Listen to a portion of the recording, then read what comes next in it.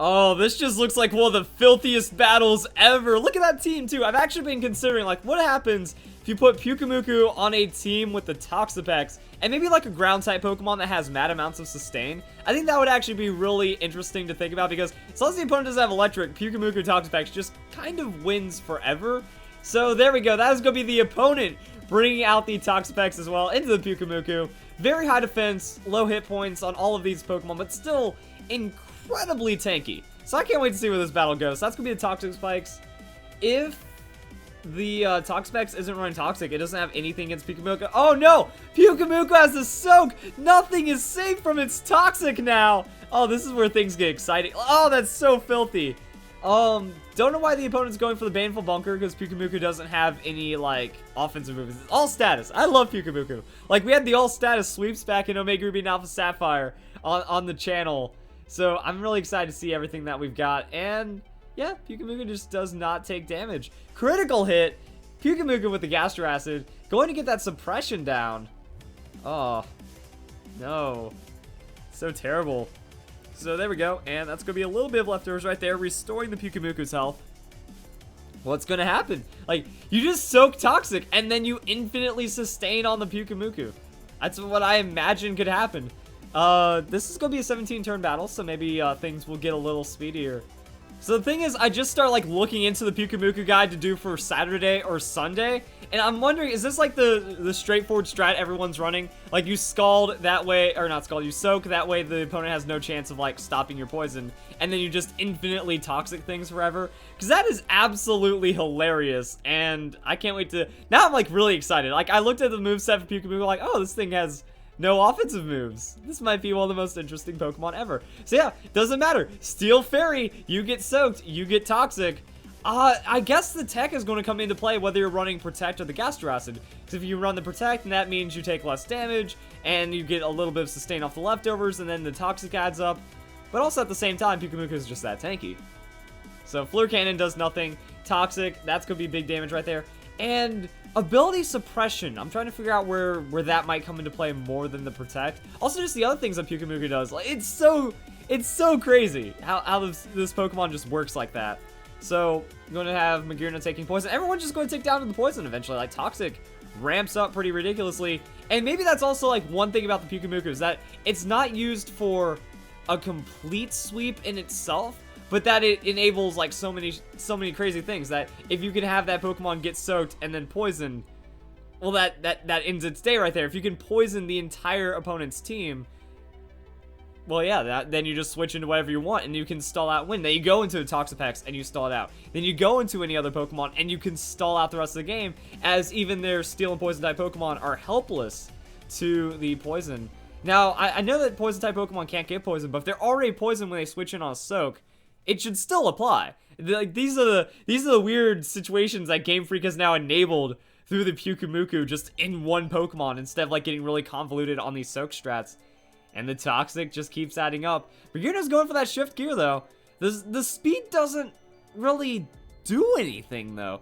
Like when you go for the speed on the Magearna, you're just doing that to outspeed sweepers. Pyukumuku has, I think, the lowest speed in the game. It has 5 base speed. I think Shuckle has 10 or something still. Maybe Shuckle has 5. I can't wait to look into this for the guide, because Pyukumuku is so... It's a cute little Pokemon that gets more and more fascinating the more we see. There's the Z move, Floor Cannon. The opponent wants Pyukumuku dead. At least that's what I think this one should be. Ooh, actually I'm wondering, because after using Floor Cannon, that's what it used the first time, right? Oh, Twinkle Tackle, that's a physical hit. I have no idea what's happening. So, boom. Just throw Pyukumuku away, even though it doesn't matter. That's going to be a... Oh, yeah, that's right. You're removing Stab. So the damage numbers are even going to go down from there. And then leftovers and then recover. And there goes the opponent's Z move. I don't know what the Magearna strat is, but it just has no options against Pyukumuku right now. And pure water type Pokemon are just really good. Like, you're worried about grass and you're worried about electric. And that's it. So that's going to be even more, but it's going to be stopped right there. That's going to be the special attack drop. Pyukumuku gets another recover, going to then gain a little bit extra from the leftovers, and now Magearna goes down to the Toxic, and That's pretty rage quitty right there. Like there, if you can't take out the Pyukumuku, your game ends. So Magearna goes down. What's the next Pokemon that just gets toxic straight up? You don't even have to worry about the soak, probably. And then you just recover. Man, Pyukumuku is the ultimate stall Pokemon. Like I'm just thinking about like, oh yeah, it's Mimikyu. Okay. Ooh. Okay. That's where things start to get really interesting because yeah, Pyukumuku, I guess its hardest counter besides the taunt is going to be a substitute. But you can still affect Mimikyu with status through its disguise. That's not like a pure sub in that it blocks everything. So the Wood Hammer is good damage, but it's not enough damage to take out the Pyukumuku. And then just, I don't think you need to soak to kind of work out for that setup. So there's Mimikyu going for that Swords Dance. In comes the Recover. So still gonna be able to survive since we know that it isn't like a direct 2-hit KO on the Wood Hammer.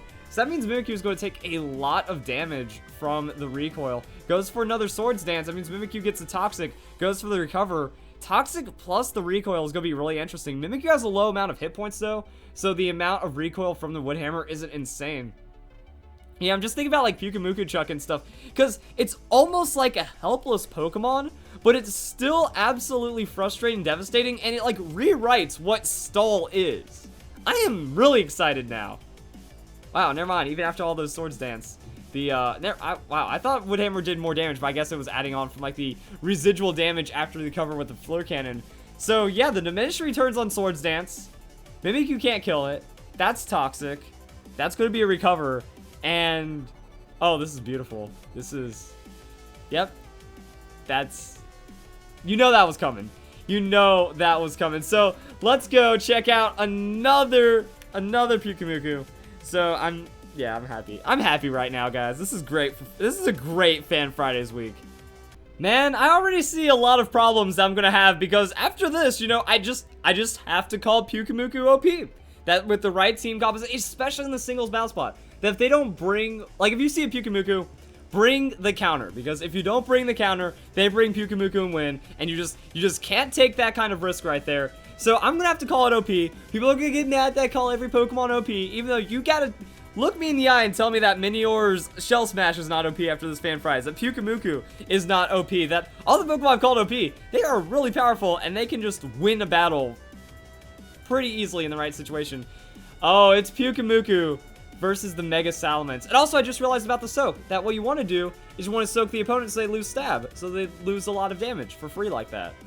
That's Dragon Claw from Mega Salamence. It's big. Going for that straight Toxic, though. Alright, never mind. Just when I said the thing didn't happen. But I guess if you're anticipating a Dragon Dance turn, that's when you want a Toxic, and then start to go for that soak. Because after that setup turn, you know, they're taking more damage and whatnot. But the Dragon Claw, after that, like, leftovers, is not doing a lot of damage. Like, okay, that's roughly a quarter. Salamence panics into the Earthquake. That's less damage than a Dragon Claw. So, I don't know. There's a Gastro Acid. Suppressing the ability just in case it wanted to go for the Aerial 8 boosted stuff. And now, yeah. So, I guess you use the Gastro Acid, you use the Soak to remove anything the opponent wants to go for. That, yeah, if it went for the return, that would have been more damage. But I'm pretty sure Pyukumuku would have survived. However, it wouldn't have been able to, like, survive the next turn. Let's go and force the withdraw on the Salamence, though. Because, yeah, then if he doesn't withdraw, you switch out, and then your Salamence is absolutely useless. That's going to be the Recover. Now, yeah, like, Stab Grass isn't going to matter after the Soak. So if Pyukumuku is tanky enough to survive for the Soak and then Recover against a Leafeon, that's broken. That's broken. Oh, it's a switch out. Dang. I wanted to test the limits of this Pokemon, even though Leafeon probably does like 80% or something on a Leaf Blade. But that's why you have a Pokemon that can just come in. Oh, no! Verlisify is such a good response, too. It can neutral on that Leaf Blade. That's Life Orb, Leaf Blade, Leafeon. That's super strong right there. And then you First Impression, so you outspeed, and then you KO that Pokemon. Nice. Wow, that's actually really awesome. Everything about this is really awesome right now. So, Verlisify goes into the emergency exit. That, you take the hit, you Life Orb yourself back into the emergency, and then Pyukumuku comes into it. I wonder if the opponent's like, well, he can't Toxic me if I'm a Steel type, but then he's got the Scald, so it doesn't matter. Oh, Magearna with the Volt Switch, though. Ooh. Good damage on the Pyukumuku with that super effective hit, but is forced to switch out. The only Pokemon left is Salamence, and if it was the Soak, that means Salamence has less damage, and it doesn't get all the boosting stuff. Then you just recover. You Gaster Acid because it's already toxic. All right, I'm seeing where the Gaster Acid could work out right now. And then Salamence does nothing until it goes down to the toxic. And I guess you just also have to play around, like, is the opponent going to do a double switch here or what? Now it's just Dragon Claw. So now it's the water type. Dragon Claw does nothing. That's a recover. Pyukumuku is... What a ridiculous Pokemon, because I think Pokemon Sun and Moon, I followed the leaks more than anything else, because Omega Ruby and Alpha Sapphire didn't have any new games or new mechanics or too many new Pokemon to really, like, show off and stuff. Let's just say new games. You know what I mean. It wasn't as big of new as Pokemon Sun and Moon was. It's like watching the development of Pyukumuku with, like, the Pyukumuku Chuck and then everything that's capable of, its innards out and its silliness. Yeah, this Pokemon is ridiculous. This Pokemon is ridiculous. It's pretty awesome. So I'm just going to assume the battle is pretty much over and my commentary is going to be lacking now as I go and set up on Nugget Bridge, because I wanted to see Pyukumuku, that's a Y, Pyukumuku into the Leafeon. How much damage? If Leafeon doesn't one-hit KO, Adamant, Life Orb, 252 Leaf Blade into Pyukumuku.